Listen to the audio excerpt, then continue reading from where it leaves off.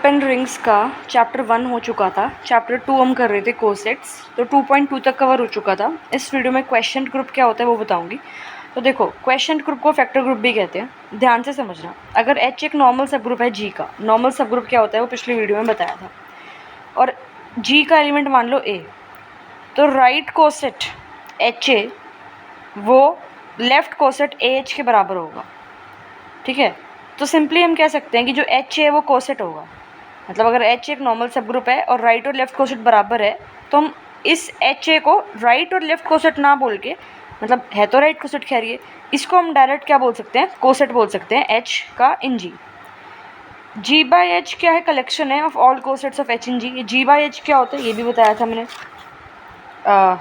Basically यही notation है question group की। ठीक है, तो जी बाई एच क्या है, कलेक्शन है सारे कोसेट्स का H in ji.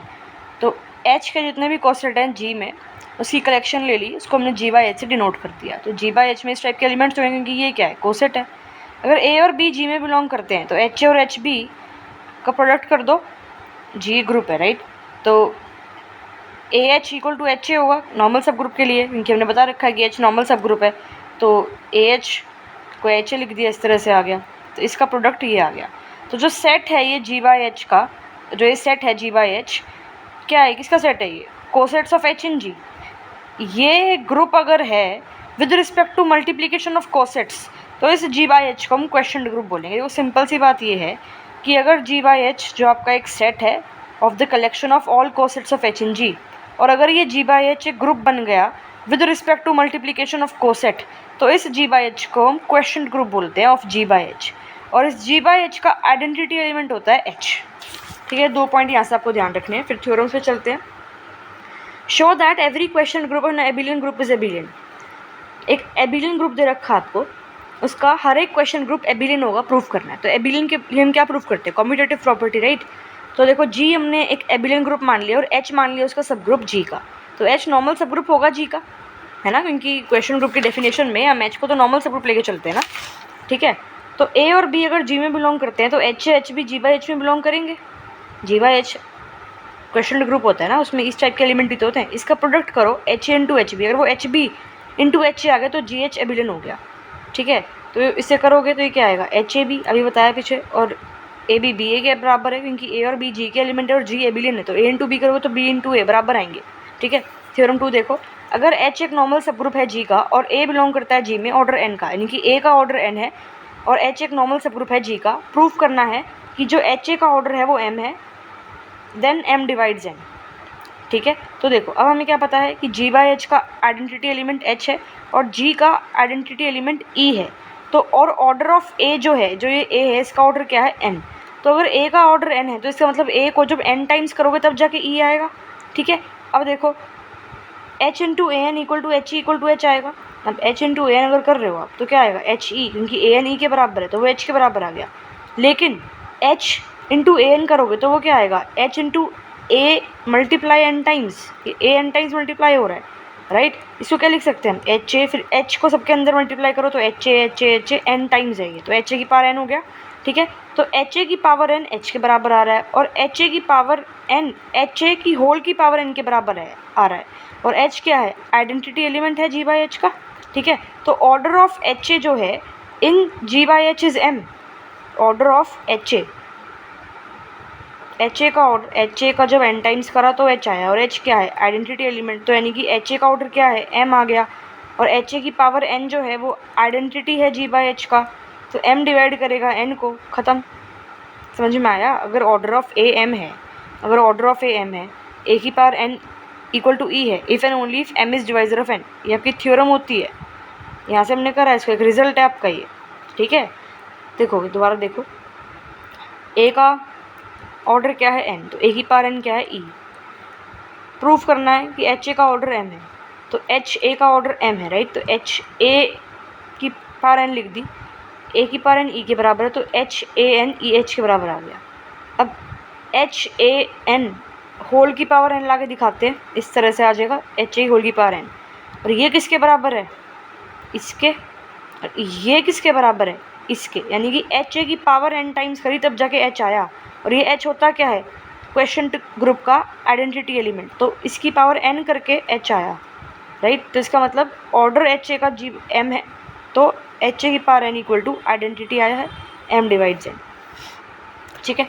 Prove that every quotient group of a cyclic group is cyclic. एक साइक्लिक ग्रुप है, उसका जो भी क्वेश्चन ग्रुप होगा वो साइक्लिक होगा, ठीक है, ये प्रूव करना है। अगर जी साइक्लिक ग्रुप है तो जी का कोई जनरेटर होगा, उसको ही मान लेते हैं। अब जैसे जी साइक्लिक ग्रुप है तो सिंपल सी बात है, जी एक एबिलियन ग्रुप भी होगा, है ना। जी के बारे में बताया मैंने, साइक्लिक ग्रुप लिया ये जी। अब साइक्लिक है तो उसका जनरेटर होगा एक, और साइक्लिक है तो वो एबिलियन भी होगा, ठीक है। अब हमने एक ले लिया सब ग्रुप जी का। अब हर एक एबिलियन ग्रुप का सब ग्रुप नॉर्मल होता है, पढ़ के आए हम ये थ्योरम पिछले वीडियो में, कि जो भी एक एबिलियन ग्रुप होता है उस एबिलियन ग्रुप के जितने भी सब ग्रुप हैं वो सारे नॉर्मल होंगे। और एच क्या है, एक एबिलियन ग्रुप जी का सब ग्रुप, तो एच क्या है, एक नॉर्मल सब ग्रुप हो गया जी का।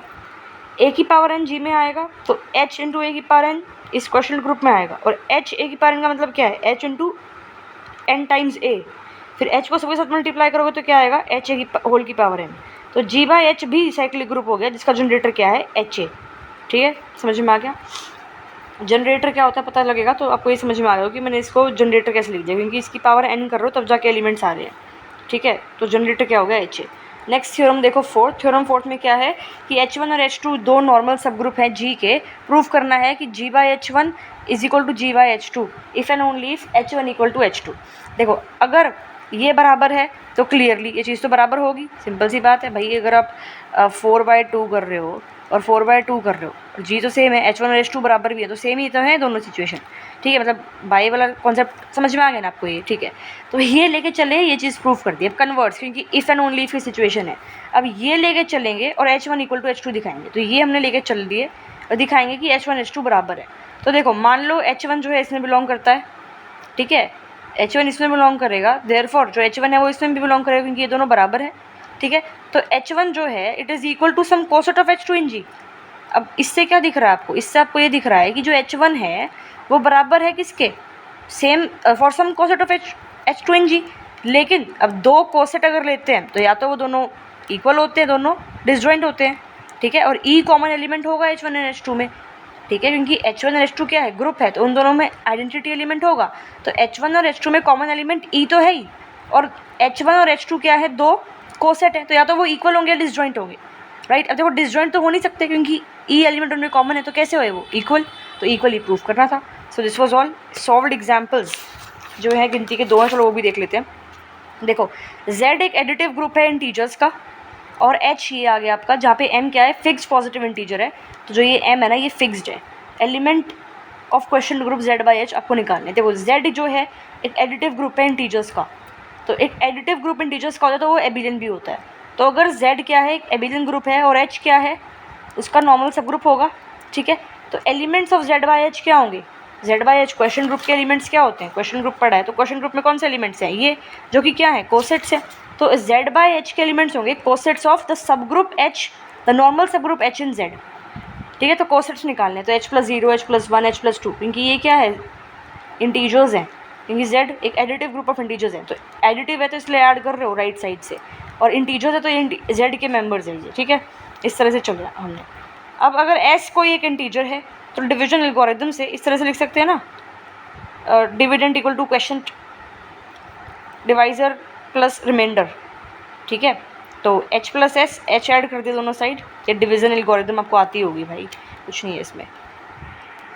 Dividend is equal to divisor into quotient plus remainder, इसमें फिर H ऐड कर दिया दोनों साइड, तो ये MQ प्लस में R है। अब देखो बाय डेफिनेशन MQ H में बिलोंग कर रहा है, सिंपल सी बात है, तो ये पूरा का पूरा एलिमेंट H में बिलोंग करेगा ना इस तरह से, क्योंकि MQ किसमें बिलोंग कर रहा है H में, तो इसको H+R लिख दिया।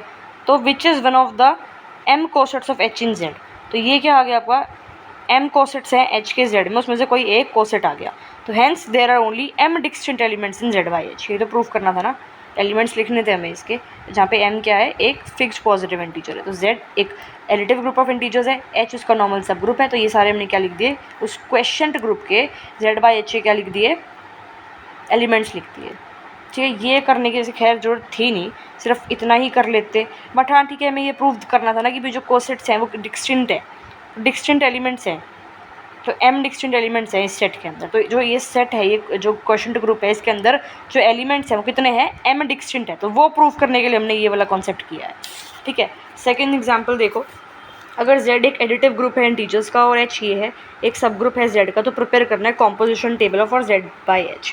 अब देखो z बाई h में ये एलिमेंट आएंगे h, h+1, h+2, h+3, h+4, ठीक है।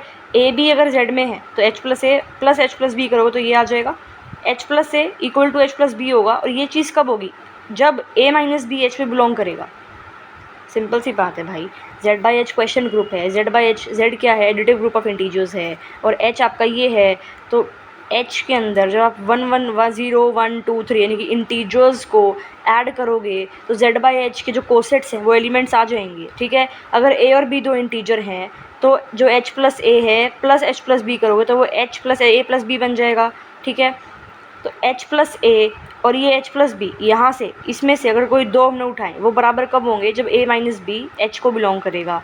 तो इस तरह से हम जब देखेंगे, देखो a प्लस 0 a प्लस 5 के बराबर आएगा, h plus 1 h plus 0 h plus 5 के बराबर आएगा, h प्लस 1 6 के, 2 7 के, 3 8 के, एंड सो ऑन चलता जाएगा। तो h plus 1 h plus 2 h plus 3 h plus 4 लिया, h plus 1 h plus 2 h plus 3 h plus 4, फिर इसको ऐड करा है, सिंपल लिखा है, फिर ऐड इस ये लगा के इसने बिल्कुल शॉर्ट में कर रखा है सॉल्व, ठीक है। जब आप h को निकालोगे तो 5x है, राइट। अब जब यहाँ पे आप h प्लस 5 निकालोगे ना तो ये z बाई h की सिर्फ डिस्टिंक्ट एलिमेंट है।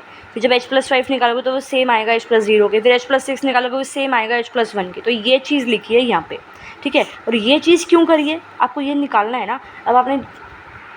अब जो कॉम्पोजिशन टेबल बनाई है इन्होंने, ये बेसिकली फॉर्मूला है कॉम्पोजिशन। फॉर्मूला तो क्या ही ऐसे करते हैं ऑब्वियसली। अब एडिटिव ग्रुप है यानी कि दो एलिमेंट को आप ऐड करोगे, राइट। h प्लस ए अगर h plus B equal to h plus A plus B, अगर h प्लस h कर रहे हो, h प्लस h कर रहे हो तो आंसर h आएगा।